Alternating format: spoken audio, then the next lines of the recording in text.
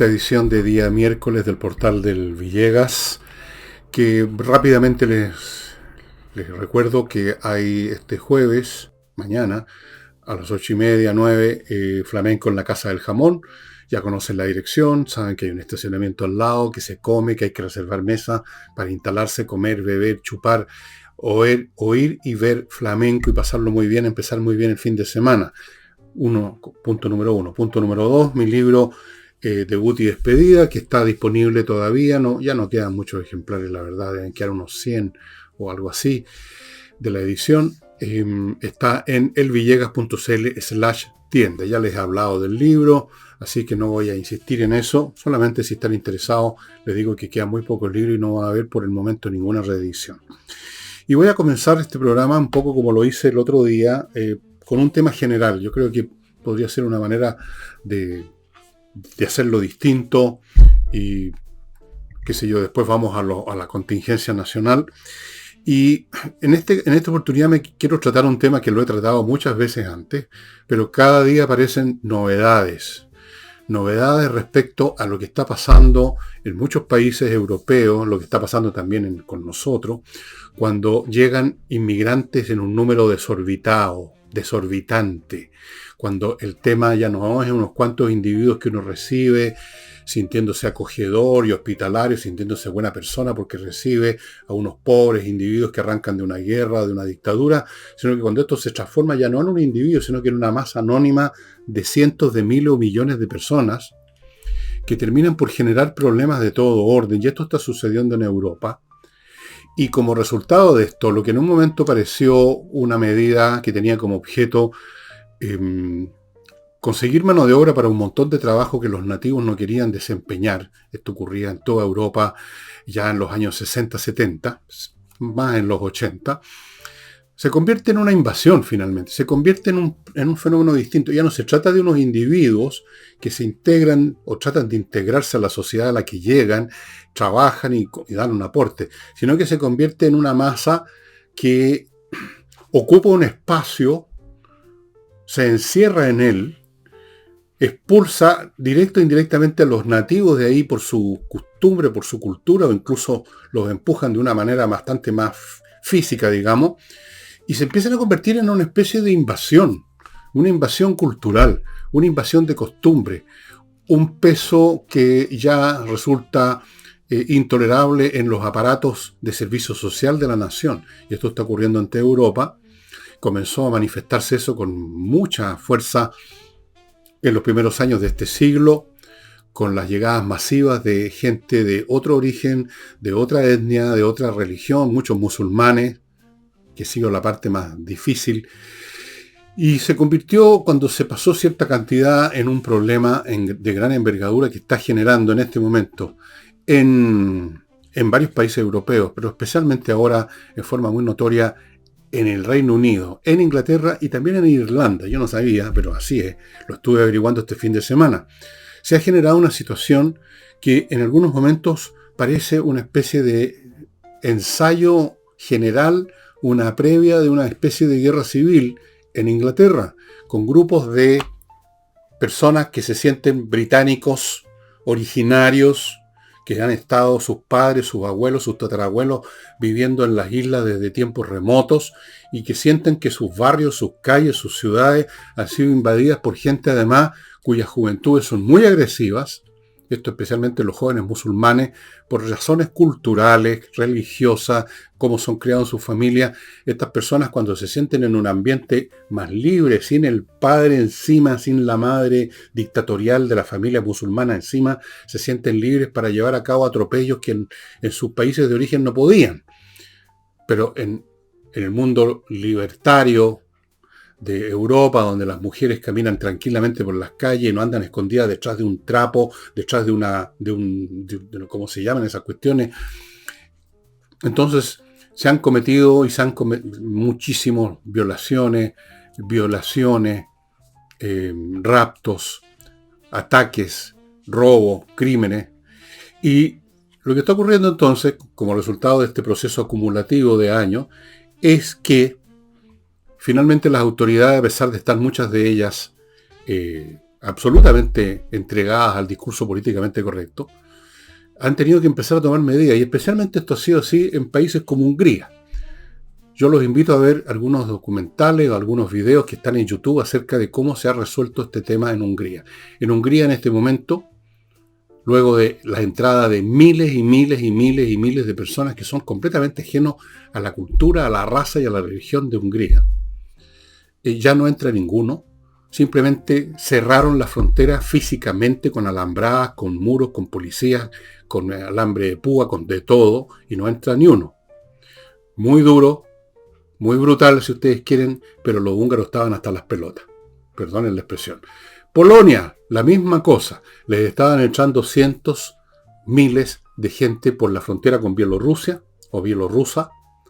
Ahora es Bielorrusia en realidad porque se convirtieron en lacayos de Rusia. La cerraron también, la cerraron físicamente con tropas, con policías, con todo lo que se requiere para impedir físicamente la entrada, el intento ilegal, como el que vemos en Chile todos los días, de extranjeros. En distintos países que hasta hace unos años jugaban el papel de los países buena onda, civilizados, que reciben a todo el mundo, somos un país acogedor, decían también. Bien, se están cambiando las legislaciones y están encerrando las fronteras, están terminando con las visas y están echando a los que entraron ilegalmente. Esto está sucediendo no solo en Hungría y Polonia, está sucediendo en un país que era el desideratum del acogimiento y la hospitalidad a los extranjeros, Suecia. En Suecia están terminando con este cuento. Lo mismo en Dinamarca. También era un país acogedor, civilizado. Nosotros recibimos a las víctimas de las persecuciones, de las guerras. Pero cuando todo se convirtió en una invasión masiva y empezaron las ciudades de Dinamarca, empezaron las ciudades de Suecia a convertirse en muchas partes en un basurero, en un foco de criminalidad y de agresión, bueno, se cabrearon y están cerrando las fronteras para estas personas, están expulsando a los inmigrantes ilegales, están impidiendo que entren más personas, están generando leyes durísimas que hacen muy difícil la entrada incluso legal de inmigrantes. En Australia, otro país que está reaccionando ante esta invasión de gente que además no llegan en una actitud, no voy a decir humilde, pero por lo menos tímida, a tratar de integrarse, a tratar de ser parte de ese país que los ha acogido, sino que llegan botados a macanudo, muchos de ellos con sus costumbres, e intentan incluso proselitizar con sus religiones a los cristianos, pues a la cristiandad o a los que sean. Entonces en Australia están poniendo también topes, hay un movimiento para poner fin a esta cuestión. Y podría seguirnos mencionándoles países. En Irlanda tienen un problema feroz. No es un país tan rico, ha estado creciendo, pero tienen problemas severos sociales. El peso de los inmigrantes que llegaron en cantidades industriales, en los servicios sociales, en habitacionales, de salud, educacionales, en Irlanda es tan feroz que también se está generando una enorme presión para terminar con esto. En Inglaterra, bueno, ya les dije, esto se convirtió en una especie de guerra civil larvada, una especie de guerra civil a fuego lento, si ustedes quieren. Porque las autoridades son muy progres, son muy woke, y tanto laboristas como conservadores han dejado entrar más gente. Entonces la gente está reaccionando por su cuenta, y a esa gente que reacciona por su cuenta, el gobierno no encuentra nada mejor que tratarlos de racistas, fascistas, ultraderechistas, lo que hace la prensa. Pero resulta que lo que sucede aquí, y esto lo vimos en un programa especial, es que el multiculturalismo no funciona y nunca ha funcionado realmente. Nunca. No nos toleramos unos a otros cuando somos distintos, y menos cuando algunos de esos distintos llegan a nuestro país. No nos encontramos en un lugar neutral, vienen a nuestro país y empiezan a imponer su modo de vida en zonas cada vez mayores, primero en un barrio, luego en una comuna completa, luego en una ciudad. En Inglaterra y en algunas partes, decían algunos británicos que yo vi en un documental, que usted simplemente no puede vivir ahí porque se convirtieron en Pakistán, o se convirtieron en Siria, o se convirtieron en algún otro país oriental, musulmán, y simplemente los blancos y cristianos no pueden ahí, digamos, coexistir con ellos. De una manera u otra son expulsados en su propio país. Se convierten en ciudadanos de segunda clase. Es increíble. Pero eso es lo que está sucediendo. No funciona el multiculturalismo. Yo he visto unos comentarios a propósito de un programa en que hablé de la tolerancia. Parece que algunas personas creyeron que yo lo tolero todo, que yo estoy dispuesto a que me agredan de una manera o de otra. No, no es así. Y un señor decía, no me acuerdo en qué región cercana a Santiago, creo que en el Cajón del Maipo, no sé, donde parece que se juntaron muchas personas de procedencia de países tropicales. Dice que ya no se puede vivir, que fiestean todo el día, la música todo chancho, sus costumbres, tiran basura por todos lados, son agresivos, son ruidosos a más no poder, dice que son intolerables, que no se les puede tolerar. Bueno, es un tema de costumbre. Y efectivamente, si usted va a un país tropical, a Colombia, a Venezuela, se va a encontrar con costumbres, con una música estruendosa todo el día. Es la manera como a ellos les gusta. Pero a nosotros no nos gusta. No lo toleramos y vienen a hacerlo en nuestro país. Entonces yo entiendo que hay gente que está hasta las pelotas con estos inmigrantes. No digo que todo, pero hay algunas partes, especialmente lo de los sectores sociales más bajos, menos educados, son más ruidosos, son más brutos, son más molestos. Vean ustedes cómo se produce esto inevitablemente, y ante eso no sirven de nada los discursos amorosos, supuestamente liberales, acogedores, hospitalarios, no bastan los discursos buenistas, es una cuestión de vida del día a día, cotidiano. Y eso es lo que le está pasando a los daneses, a los suecos, los irlandeses, los ingleses, a los alemanes, que también hicieron el numerito de recibir con los brazos abiertos. Yo me acuerdo de algunos documentales, unos viejos chochos, pelotudos, tratando de hacerse ahora lo civilizado, nada que ver con el mundo, la era nazi. Entonces vamos recibiendo a negritos, a cafecitos, a musulmanes, a todo el mundo. Bueno, vayan a preguntarles ahora qué sienten. Yo sé que todo lo que estoy diciendo les parecerá a algunos alguna barbarie. Yo estoy simplemente diciendo lo que ocurre. Ustedes pueden calificarlo como se les dé la gana, que es una cosa bárbara que debiera esa gente, como si la gente debiera estar escuchando lo que a uno le parece que se debiera hacer. El hecho es que la gente no tolera a extranjeros que vienen a ocupar su propio país, que vienen a imponer sus propias costumbres, que empiezan a aumentar la tasa de criminalidad, que empiezan a tomar cargos, puestos de trabajo que dejan sin pega, en lo que se quejaban mucho en Irlanda, a los propios nativos, a los propios irlandeses. Entonces eso inevitablemente genera conflicto, y lo estamos viendo en Inglaterra. Vaya usted a hacerles un discurso acerca de la tolerancia a estas personas que se han visto durante ya varios años agredidos de una manera o de otra por estas masas de extranjeros, especialmente los más jóvenes, que son los más agresivos, que son los más patúos, que son los más insolentes. Algunos de ellos en Francia, bueno, ustedes han visto, se han transformado en extremistas y han puesto bombas y han matado gente, han matado profesores, han llegado a ese extremo. Entonces, ¿se extrañan ustedes que exista eso que llaman en los periodistas la ultraderecha en Francia? ¿Se extraña que exista el movimiento de Le Pen en Francia? Que en el fondo quieran echarlos a todos. Por supuesto no lo dicen así, hablan de controlemos la frontera, terminemos con la inmigración, pero en el fondo esas personas quisieran que se fueran para su casa todos esos tipos. Y eso también usted lo puede calificar como quiera, como barbarie, como atraso, como intolerancia, como fascismo, como barbarismo, como nazismo. Como usted quiera, usted puede tildar a la realidad como se le dé la gana, pero la realidad sigue siendo la realidad. Y resulta que las políticas de un país no se pueden dirigir ni establecer sobre la base de buenismos individuales. Lo que es bueno o malo, lo que es aceptable o no en la conducta de un individuo no puede ser usado como rasero de medida para la conducta de un país, para las políticas públicas, en otras palabras. Usted como individuo puede ser todo lo tolerante que quiera con el tipo más ruidoso, bruto, sucio del mundo que llegó a su casa o a su barrio. Pero un país no puede verlo de esa forma porque está tratando con fenómenos colectivos, masivos, que pueden generar no un problema entre un individuo y otro, sino que entre un grupo y otro, como se está viendo ahora en las calles de muchas ciudades inglesas. El multiculturalismo es otro de los capítulos del buenismo o el huevonismo ideológico que se fue instalando en el mundo como reacción a extremos brutales que se vieron antes en este mundo, en Europa, en el mundo, digamos, con las guerras mundiales, con la Shoah, con tantas cosas, con el racismo contra los negros en Estados Unidos durante tanto tiempo. Pero la reacción ha llevado las cosas a un extremo que simplemente es inviable, nada más. Eso es todo. No se puede. No se puede llevar a un país a una sociedad a tomar decisiones sobre la base de conceptos éticos y morales que le parecen buenos al obispo de Talca o a los progresistas, ¿ah?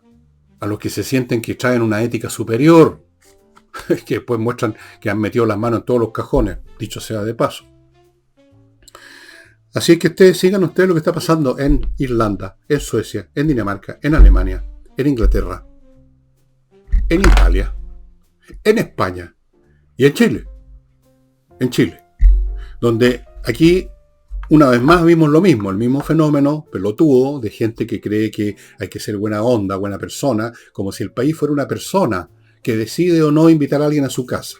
Invitaron, dejaron entrar, contrataron, generaron empresas. La señora Bachelet generó empresas aéreas especiales para traer a miles y miles de haitianos a título de escopeta.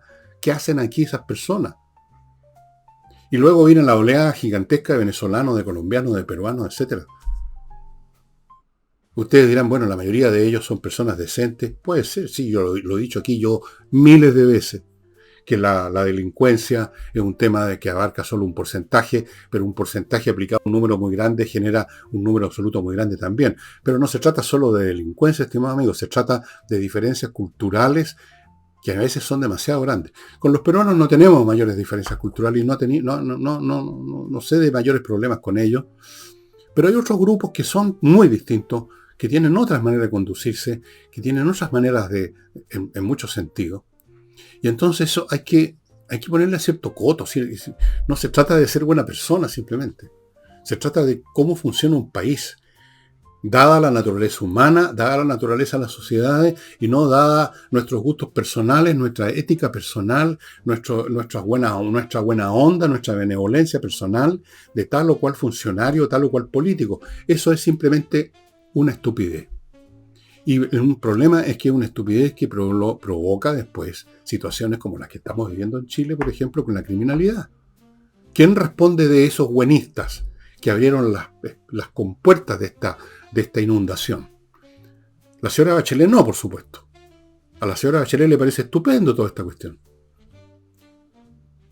Bueno, vean lo que está pasando en Europa, vean lo que está pasando en Inglaterra, vean lo que está pasando en Irlanda. Y vean a los extremos que tienen que llegar los países que quieren parar estas cosas, como Hungría. Porque la verdad es que tuvieron que llegar a extremos porque el problema era extremo para ellos. Y los húngaros de frentón, dicen el señor Orbán, que tiene muchos defectos, pero en esto simplemente responde y refleja lo que piensan los húngaros en promedio. Dicen, no tenemos por qué permitir que, porque hay unos buenistas en Europa, en el Congreso Europeo, que dicen no, que entren todos y que nos aplican castigo porque no estamos de acuerdo con eso, nosotros no vamos a perder nuestra identidad por eso. Nosotros no nos vamos a dejar invadir por eso. Y entonces recurrieron a medidas durísimas, alambrados con alambre de espino, como se hizo, de púa, muros de acero, policías armados, guanacos disparando agua, bombas lacrimógenas, todo lo que sea necesario, porque a su vez, al otro lado, estos inmigrantes, especialmente los jóvenes, que son la mayoría, no son familias, son muchos jóvenes que debieran tratar de quedarse en su país y arreglárselas como pueden. Vienen y se ponen agresivos. Vean ustedes las imágenes de los tipos tirando bombas molotov, piedra, lo que pueden contra las policías húngaras. Esas son las cosas a las que se llega al final como resultado de no haberse actuado con sentido común. No podemos, más allá de cierto... Entonces, plantaron... No lo hicieron porque era de civilizados, de buena... Hay un momento en que se tienen que tomar medidas, tal como cuando hay una gangrena. En Hungría han tenido que tomar medidas extremas, en Polonia han tenido que tomar medidas extremas, y en otras partes van a terminar tomando medidas extremas también. Allí donde los sectores llamados progres o woke, o como sea, gobiernan y siguen gobernando, lo único que va a ocurrir es que el problema se va a seguir agravando. Vamos a tener enfrentamientos de civiles y estos políticos irresponsables y estúpidos que han permitido esto no van a pagar el precio. Porque ellos viven en barrios protegidos, barrios de primera categoría, con policía. Ellos no sufren los problemas. Y llegado el caso se mandan cambiar. Adquieren un puesto en las Naciones Unidas o se van a su segunda vivienda en otro país. Se acabó el problema para ellos. Eso es lo que quería contarles, amigos, porque este es un tema mundial. Los movimientos de población son un fenómeno histórico permanente. Y es un fenómeno histórico, digamos, de una gran calado que produce conmociones y cambios en gran magnitud. Una parte importante del hecho que cayera el Imperio Romano tuvo que ver con la presión de las bandas germánicas, bandas que entraban y quemaban y destruían, no solamente saqueaban, sino que destruían y quemaban y violaban y mataban a destajo. Eran bárbaros, eran salvajes. Y hubo un momento en que Roma ya no pudo, digamos, resistir la presión por tal lado y se vino todo eso abajo. Los movimientos de población entonces son un fenómeno que hay que tomarlo con cuidado, hay que tomarlo con decisiones políticas y a veces militares. No se puede tomar simplemente esto como un tema de ser buena persona, de ser un país acogedor. No. Y ahora tenemos un fenómeno ampliado porque hay más gente en este mundo, más guerras y más situaciones que llevan a mucha gente a irse por otro lado. Vean lo que está pasando en Estados Unidos. Ahí tienen ustedes, ahí se está creando un problema mayúsculo que va a terminar a los balazos. Va a terminar con norteamericanos comunes y corrientes, no la policía, no el ejército, ciudadanos comunes y corrientes que están todos muy armados, van a terminar convirtiéndose en guardianes de su país. Ya hay algunos, yo he visto hasta algunas películas en que aparecen ese tipo de personajes, y eso va a ser bastante brutal. ¿Por qué? Porque no hubo un gobierno que tomara las medidas que debía tomar en su momento, sino que se dejó llevar por estos principios idiotas, aparentemente progresistas, aparentemente civilizados, pero que son absurdos, no funcionan. Funcionan dejando la crema. No se olviden nunca de ese viejo proverbio de que el camino al infierno está muy bien pavimentado con buenas intenciones, estimados amigos. Y ahora, antes de entrar a las cosas concretas del país, permítanme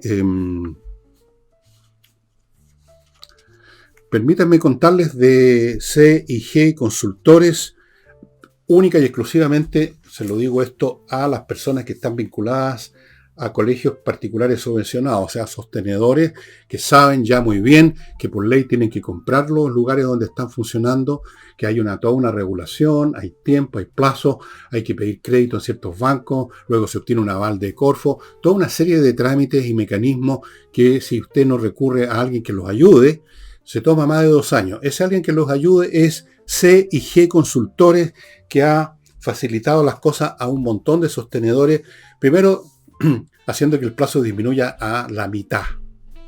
Segundo, asesorándolas en todos sus aspectos, y esto lo han hecho ya con un montón de sostenedores. Tengo el dato aquí concreto. El dato concreto es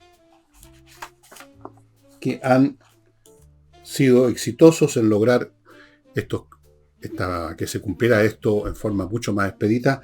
24 corporaciones y fundaciones han atendido, que han obtenido un total de 800.000 UF en créditos para comprar sus establecimientos. C&G, amigos, amigos sostenedores. Continúo con Oxibiota, este polvito que se convierte en una colonia de bacterias que destruyen los malos olores en forma radical. Destruyen las bacterias que producen la descomposición, que producen los malos olores. Y esto dura meses de meses. Esas colonias se establecen allí, en el fregadero, en el desagüe de la ducha, allí donde usted lo puso, y se acabó el mal olor. Solamente se adquiere este producto en el sitio oxibiota.cl. Sigo con Fastmark, empresa chilena de traslado, de transporte de carga internacional desde Estados Unidos a Chile. Grandes cargas para empresas, pequeñas cargas para privados. Incluso usted, privado, puede comprar una cosa pequeña, una lapicera Fuente, en una librería de Estados Unidos, se la van a traer. Fastmark.cl. Continúo con Torch.cl, el sitio donde usted va a encontrar estas linternas que le he mostrado tantas veces, prácticas, que se pueden llevar en el bolsillo, que tienen una gran potencia lumínica, que aguantan caída, aguantan agua, se tienen su propia batería, se cargan en el computador, en la red eléctrica. Es un objeto que realmente sirve, que está a la mano. Hay cosas que hay que tenerlas a la mano, si no están de más. No sirve de nada tener en medio de la oscuridad, cuando se cortó la luz, buscando a tientas una linterna que uno no sabe ni dónde la metió. En el bolsillo, amigos. Y termino este bloque con Portal de Oro, un intermediario, un marketplace para que usted compre o venda oro, platino o plata a quien quiera comprar o vender y obtener el precio razonable que corresponde. Portal de Oro cobra una comisión, por supuesto, por hacer este emprendimiento, este trabajo, 10% en este momento promocional, muchísimo menos de lo que le costaría a usted el cargo que le pondrían, que le asestarían, digamos, porque eso es le asestan un cargo mucho mayor en cualquier otro establecimiento que compre o venda oro. Así es que compre oro, amigo, portaldeoro.com, portaldeoro.com. Ya. Vengamos ahora a Chile. La señora Hasler, que preside como alcaldesa la comuna del municipio de Santiago, que fue elegida gracias a un acarreo que superó la emigración de los judíos de Egipto, un acarreo de electores en la primera oportunidad, y ahora hicieron el mismo ejercicio, y eso probablemente la va a hacer reelegir. La señora Hasler, como buena progresista y como buena comunista, siempre ha alentado, ha apoyado el comercio ambulante y todo lo que significa ese tipo de mirada que tienen las izquierdas respecto a los derechos del pueblo, hacer lo que se le dé la gana. Entonces, han convertido Santiago Centro en un basural, en un mercado persa, en un prostíbulo, en un foco de delincuencia. Y eso ha sido el resultado de políticas, no solo simplemente de la señora Hasler, sino que de todo su sector a lo largo de años, no solo en este gobierno, parando leyes, defendiendo lo indefendible. Pero como ahora están en el poder, ahora se votan a personas que quieren, como dijo la señora Hasler, está preocupada de recuperar los espacios públicos, fíjese usted.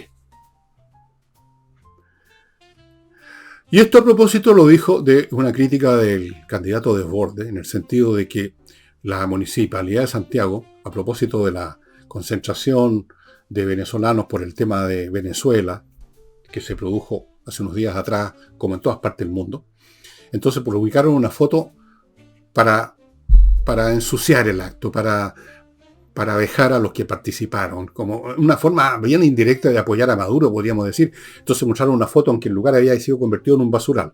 Bueno, se demostró que era una mentira de arriba a abajo. Tuvo que reconocerlo, ese Hasler, que se habían equivocado, había sido un error. Mentira que es un error, lo hicieron adrede. Me consta, me sé, me lo contaron gente que conozco del municipio. Lo hicieron adrede, a ver cómo jodemos a estos huevones, dijeron. Así es. Entonces ahora parece, no, nosotros estamos recuperando los espacios públicos.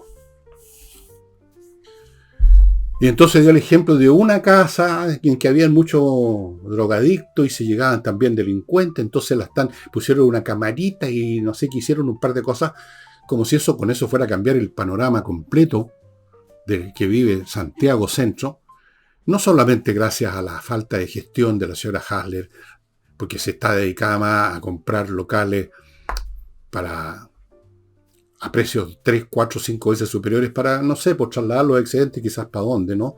No sé, a quién le interesará mandarle ese dinero. Ya sabemos que ha estado involucrada el municipio de Santiago en un montón de irregularidades. Recién la Contraloría encontró otras irregularidades en unos traspasos millonarios a una entidad que no se sabe qué diablos hace. Ellos no miraron el asunto, hicieron la vista gorda, no verificaron qué actos lleva a cabo esa organización con esas plata, muchos miles de millones de pesos. Esas son las cosas que preocupan a la señora alcaldesa de Santiago, pero ella dice que está preocupada de recuperar el espacio público. El espacio público, que para ello es el escenario de la revuelta, el escenario de las concentraciones, de las movilizaciones, de los compañeros vendedores ambulantes. Esa es la mirada de ella. Pero ahora quiere mantener a los votantes, aunque no lo necesita, si tiene a todos sus compañeros que se trasladaron a Santiago. Señora Hasler, no haga comedia si no la necesita. La van a reelegir igual. Para eso hubo este traslado masivo de sus camaradas del partido a la comuna de Santiago. Todos viviendo en el mismo lugar, curiosamente. Bien. Hasler. Pero en fin, ahí está. Alguien la eligió, alguien la puso ahí. No solo los comunistas, los vecinos de Santiago votaron por ella en su momento, muchos de ellos. Cómansela ahora la cosa, pues. Y a propósito de calles, la señora Vallejos salió a defender, entre otras cosas, el plan Calles sin Violencia. Curiosamente, salió a defenderlo a los 2 o 3 días de un fin de semana con 7 asesinatos en las calles sin violencia. Flor de calle sin violencia, señora Vallejos, ¿no? Y dijo que en temas de seguridad no debieran esperarse milagros. Lo cual, una vez más, es un ejemplo de eso que los gringos llaman echar abajo un mono de paja, como si ese fuera realmente el argumento que le están dando. Entonces echan abajo el mono de paja y creen que con eso han ganado la discusión. El mono de paja es esto de los milagros, porque nadie ha esperado milagros, menos de esto. Nadie ha esperado milagros, se ha esperado un mínimo de eficacia, lo cual no se demuestra con la cantidad de asesinatos. Voy a darle una cifra, la tengo anotada por aquí.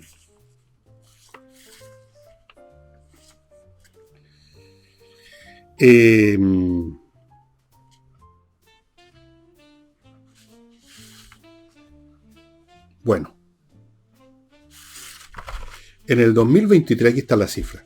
En el 2023, amigos míos, se cometieron en el país una cosa increíble. 1.247 homicidios consumados, o sea que terminaron, no fueron homicidios frustrados, terminaron con un muerto.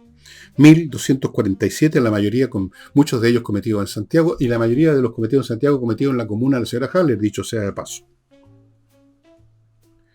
Entonces, ¿por qué salió a decir todo, a defender el plan Calles sin violencia y otras cosas la señora y hablar de que están esperando milagros, cuando lo único que estamos esperando es que empiecen a hacer las cosas de verdad? Salió a decir todo eso porque la presidenta del Partido Socialista, que son socialistas democráticos, me cuentan, la señora Bodanovich, dijo lo siguiente, más o menos textual lo noté, que ya el presidente no encabece reuniones, sino que dirija la política contra la acción criminal, porque de reuniones estamos cabreados, estamos cansados. Yo creo, señora Bodanovich, dicho sea de paso, que va a tener que seguir cansándose, porque el señor Boris no puede hacer otra cosa que encabezar reuniones.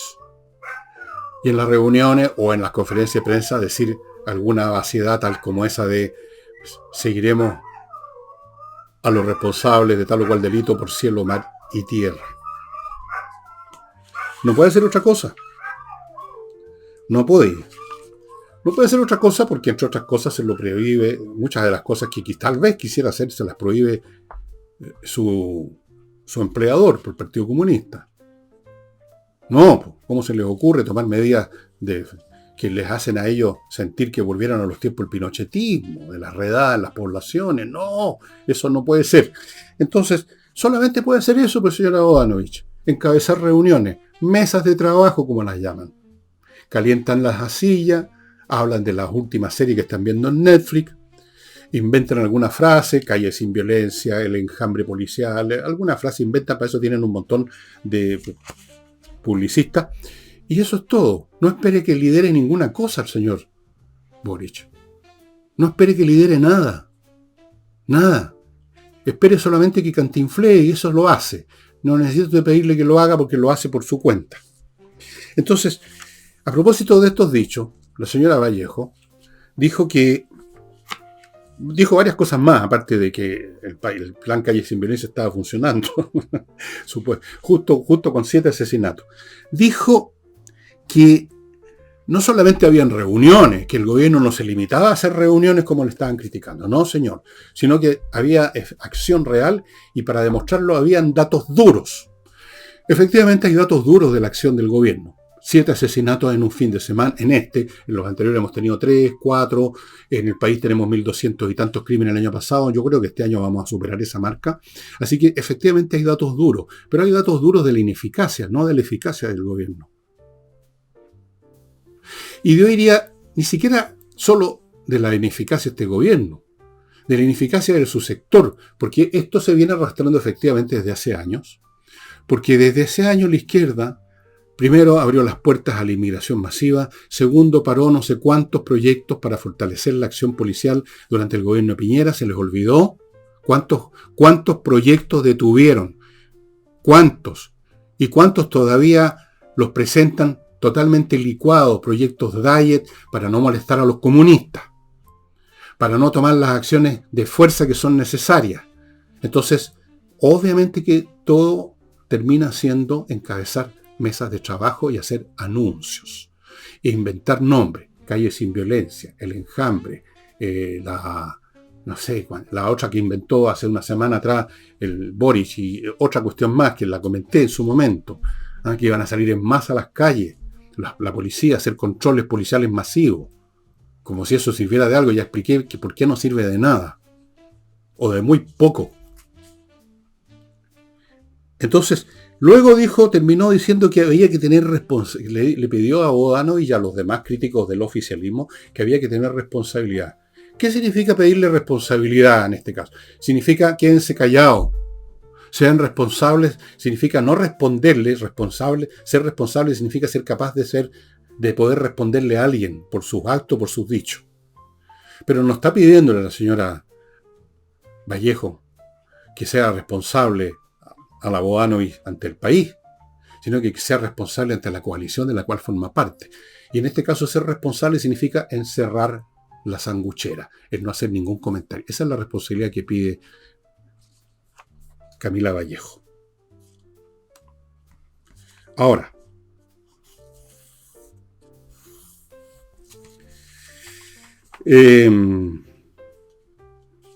así que siga cansándose, señora Bodanovich, porque no hay otra cosa que pueda usted hacer al respecto.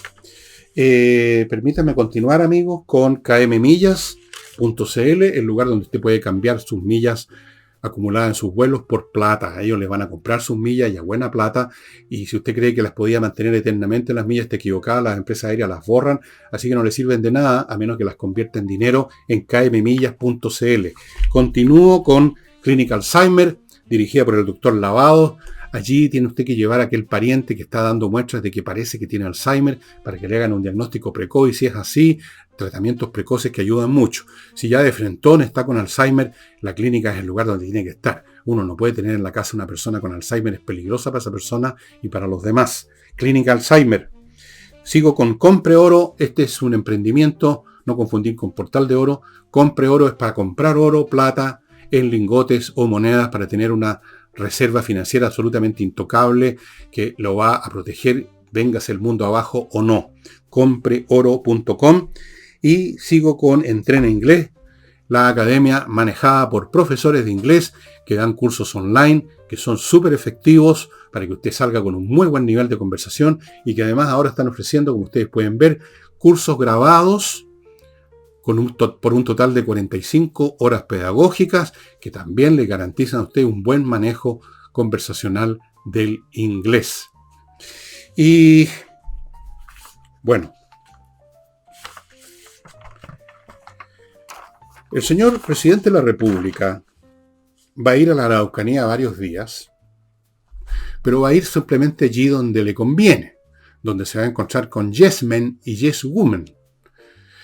No va a ir, por ejemplo, por problemas de agenda, que es la excusa habitual, por problemas de agenda. ¿Cuál agenda tiene Boris? Si llega a las 12 del día la moneda.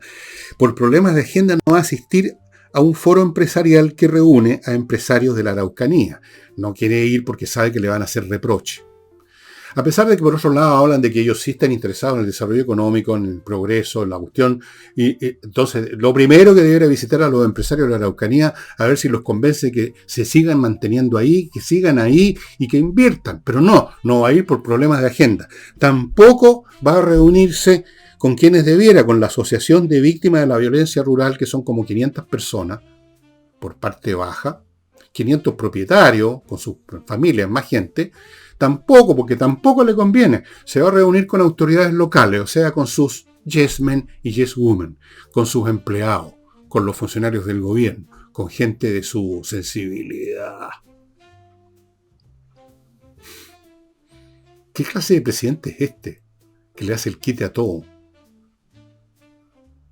Bueno, tiene una profesora, Michelle Bachelet, alguna vez finalmente fue a la Araucanía, pero llegó corriendo Llegó corriendo, entró a un lugar, se reunió otra vez con un montón de yes men y yes women, bajó corriendo una escala, se subió al auto, al helicóptero y salió volando de regreso. Tampoco se juntó con nadie de quienes son víctimas de los grupos que, por supuesto, la señora Bachelet, así como el señor Boris, apoyan, entienden, comprenden, los luchadores sociales, los pueblos originarios y todo eso. Así que Boris, ¿a qué va? Otra vez, un acto mediático, que no se diga que él no va a la Araucanía. Pero en vez de hablar con quienes tiene que hablar, para tratar de mantener a flote esa región, con los empresarios que invierten y que son los que producen cosas que dan puestos de trabajo, no, con ellos no. Con las víctimas tampoco. Con sus empleados solamente. Un gran aplauso para el presidente de la República que tenemos. Que se anda arrancando, a veces se arranca el país, se está arrancando todo el tiempo. ¿Cuántos viajes se ha mandado? ¿Cuántos más se va a mandar mientras le quede mandato por delante? Y ahora me voy a referir a una persona del socialismo democrático que alguna vez mencioné, que me parecía una dama muy interesante, muy decente. Isabel Allende, hija de Salvador Allende. Isabel Allende es congresal, como saben. Me parece que sigue siendo congresal. No tengo idea, la verdad, si sigue siendo diputada, senadora, cualquier cosa, pero no importa. Es una figura política del socialismo.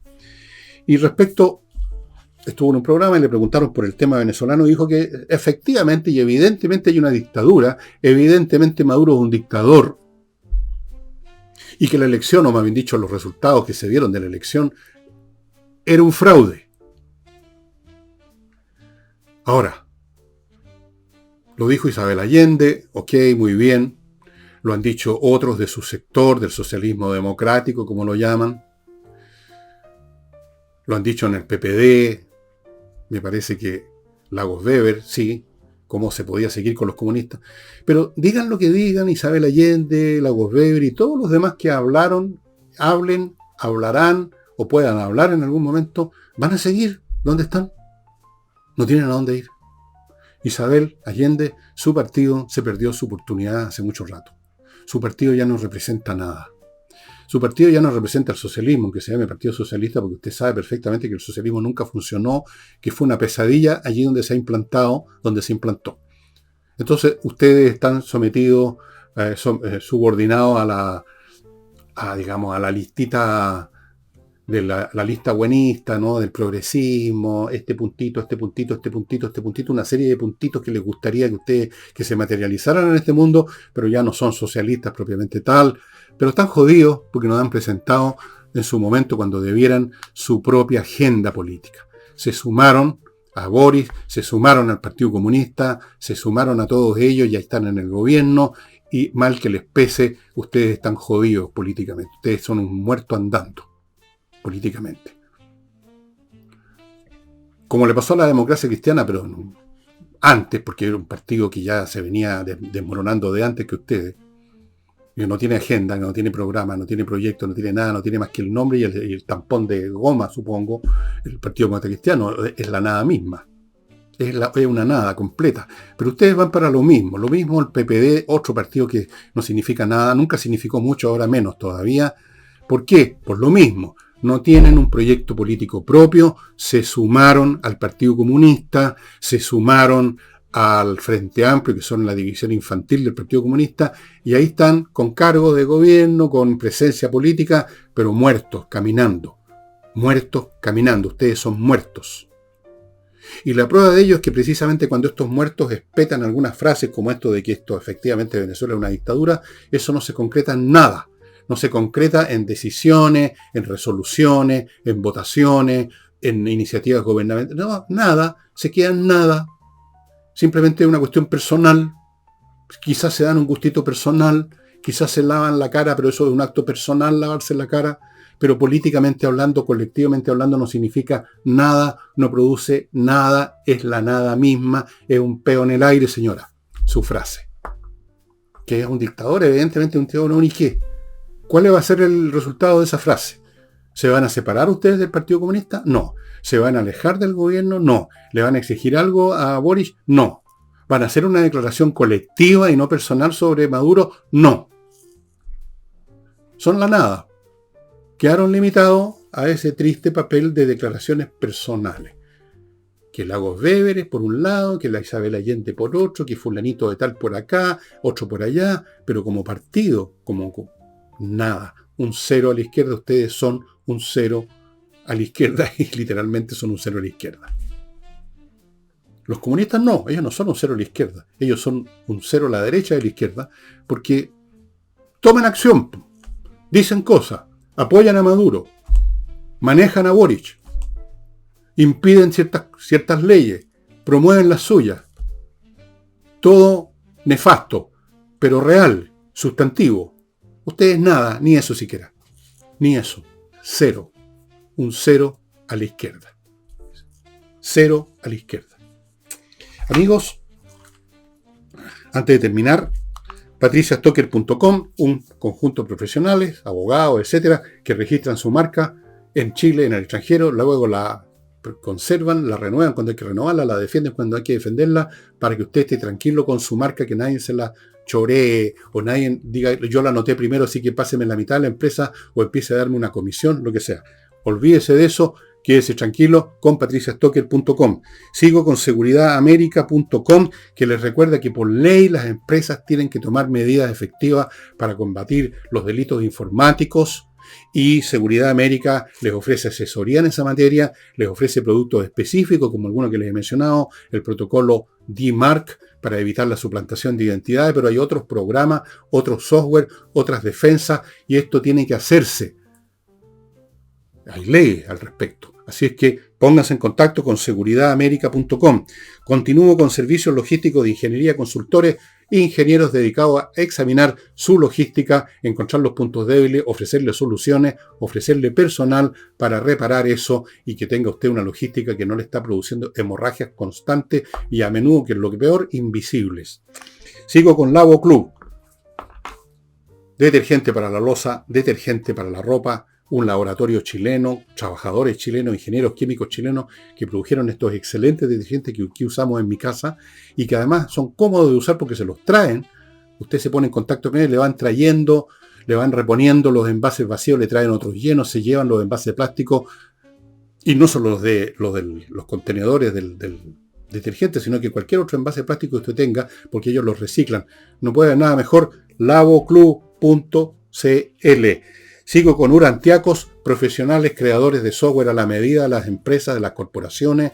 A la medida significa hechos para exactamente lo que una empresa o corporación necesita en el tratamiento, en el procesamiento de datos, fuera del diseño de todo lo que ustedes están viendo a mi derecha, sitios web, aplicaciones móviles, etcétera. Son talentosísimos creadores de software para corporaciones. Ya hay varias universidades que han tomado su servicio.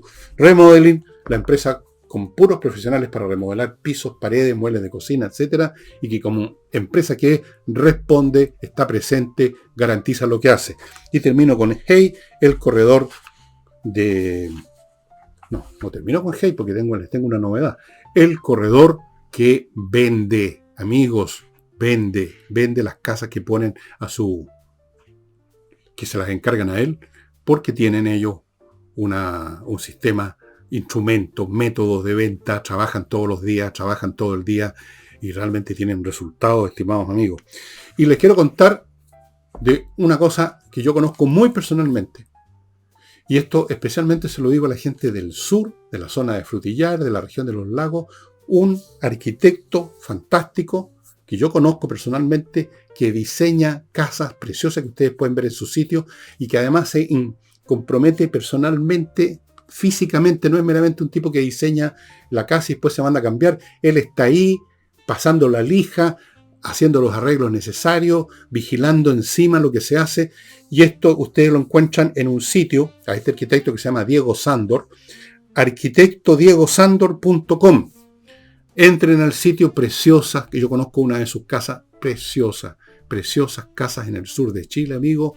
Si usted está comprando o va a comprar una parcela en alguna, por ejemplo, Lomas de Millaray, amigos, este arquitecto les va a crear algo fantástico. Se los digo, realmente entren al sitio porque las casas son preciosas. Diego Sándor, además, insisto, es un tipo que está encima de la obra. encima. Él mismo está en un momento dado haciendo las cosas, poniendo los tornillos, clavando los clavos, revisando todo, puliendo, pasando la lija, qué sé yo, todo. Le gusta mucho estar encima. No es un arquitecto de diseño poético que está haciendo unos planos nada más. No, se mete en la obra. Los invito a la gente que está interesada en construir en esa zona, arquitectodiegosandor.com.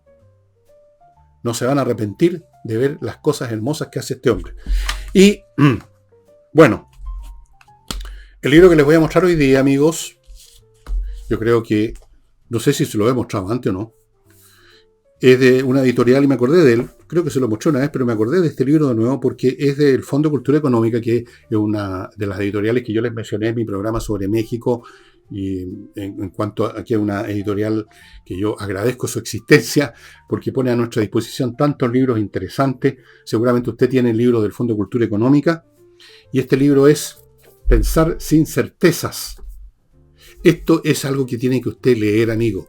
Y aquí ponen de ejemplo, es un examen de cómo pensaba y conversaba Montaigne, mi querido amigo Michel de Montaigne, un hombre del siglo XVI que en medio de una época como la de ahora, repleta de ideologismos, de idiotismo y de conflictos y de gente que creía que tenía la verdad metida en el bolsillo y se mataban unos a otros por eso, él hacía sus ensayos llenos de dudas, de escepticismo y de preguntas más que de respuestas.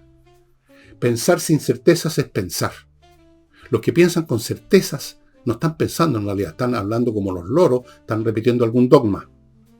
Y Montaigne era un hombre que carecía de dogmas, fuera que se declaraba cristiano un poco, porque yo no sé si cuán cristiano sería realmente, porque en esa época decir que no se era cristiano era peligroso. Fuera de eso, nunca declaró ninguna membresía, ninguna idea, ni ninguna cosa. Pensar sin certezas es pensar. Pensar con certezas es no pensar. Y a propósito de eso, pronto les voy a mostrar un libro que estoy leyendo, así que por eso no se los muestro, de un gran astrofísico, que yo les he mencionado en alguna oportunidad, que es el que dice que este objeto que pasó, el Muamua, hace un tiempo atrás, es un objeto artificial, o sea, extraterrestre. Y produjo, por supuesto, la risa y la burla de muchos de sus colegas, muchos de ellos muy inferiores a este astrofísico israelita, norteamericano, que piensa sin certeza. Es abierto a toda posibilidad y no se queda encerrado en ese corset que es el academicismo, la academia, cosa que ocurre no solamente en las ciencias humanas, sino que también en las ciencias físico-matemáticas. Ahí hay gente que se encierra en ciertas convicciones y no sale. Y eso no es pensar. Eso es ser simplemente un tipo de descerebrado. Pensar con certeza es ser un descerebrado. El libro es muy interesante. Es de Jesús Navarro Reyes, profesor de filosofía en Sevilla, en español, y el libro les va a gustar. Ya, y eso sería todo, estimados amigos. Mañana jueves estaremos con Nicole Rodríguez, como de costumbre. Muchas gracias por su atención, y no olviden, los que quieren vivir en el sur y dicen, pero ¿dónde compro una casa? ¿Quién me construye una casa? Diego Sandor, arquitecto Diego Sandor. .com, creo que era. Sí, .com. Ahí. Yo lo conozco personalmente a Diego y les puedo decir que si estoy seguro de algo de lo que digo siempre, en este caso doblemente seguro porque he visto y he tocado y he palpado lo que construye. Bueno, eso sería todo. Nos vemos mañana. Chao.